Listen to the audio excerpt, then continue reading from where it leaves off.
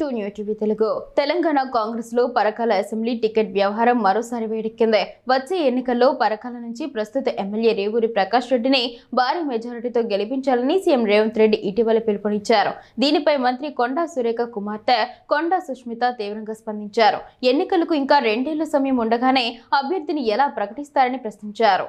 పరకాలలో రేవూరి ప్రకాష్ రెడ్డికి మరోసారి టికెట్ ఇస్తామని రేవంత్ రెడ్డి ఎలా చెబుతారని సుష్మిత నిలదీశారు. పరకాలలో రేవూరి ఎవరికైనా తెలుసా అని ప్రశ్నించారు. కాంగ్రెస్ లో టికెట్లను పార్టీ అధిష్టానం నిర్ణయిస్తుందని, నేతలు కాదని అన్నారు.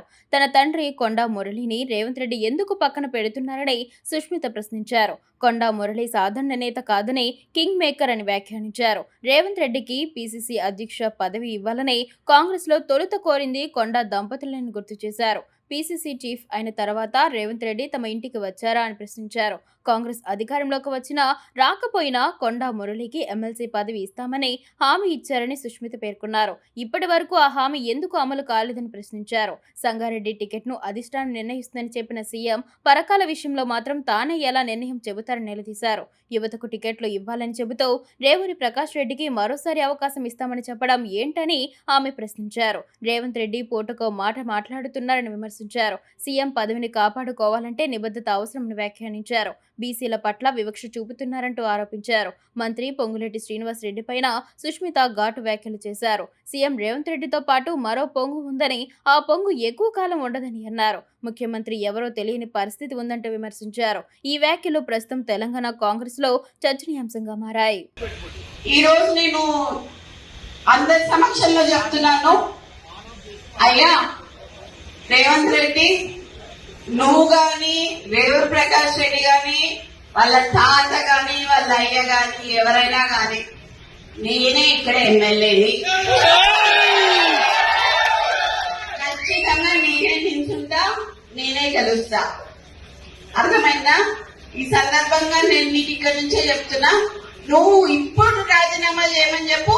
ఇప్పుడు ఇద్దరం నిల్చున్నాము, ఎవరు గెలుస్తారో చూద్దాము. నువ్వు వచ్చి క్యాన్వసింగ్ చేయి, నువ్వు వచ్చి క్యాన్వసింగ్ చేయి రేవూరి ప్రకాష్ రెడ్డికి. నేను ఇండిపెండెంట్ అయినా నిల్చుంటా. ఒకవేళ కాంగ్రెస్ పార్టీ టికెట్ ఇవ్వకపోతే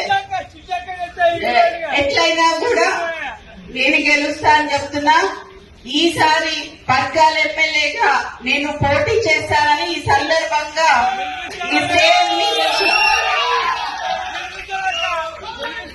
ఈ స్టేజ్ మీద నుంచి నేను మీకు అందరికీ చెప్తున్నా.